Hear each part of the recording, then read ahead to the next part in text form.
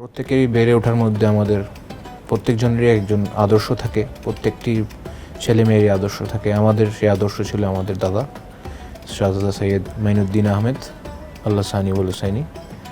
ওনার আদর্শে আসলে আমরা আদর্শিত এবং ওনার যে লেসেন্স অ্যান্ড টিচিংস যেগুলো উনি আমাদেরকে দিয়েছেন সেই 13 বছর যা আমরা 14 বছর যা আমরা পেয়েছি ওনার থেকে, সেগুলো দিয়ে আসলে আমাদের জীবন আমরা গড়ছি এবং জীবনের প্রত্যেকটি ধাপে আমরা সেই টিচিংসগুলোকে আমরা স্মরণ করি। তাই ওই টিচিংসের উপরে আমরা আসলে এই বিভিন্ন সংগঠন বিভিন্ন কাজে আমরা এগিয়ে আসছি আলহামদুলিল্লাহ। আপনি জানি যে আপনার দাদাজান এই বাংলাদেশের একবার প্রত্যন্ত গ্রাম থেকে জাতিসংঘ পর্যন্ত বিচরণ করেছেন এবং ইসলামের যে মহান শান্তির বাণী সেটি তিনি পৌঁছে দিয়েছেন।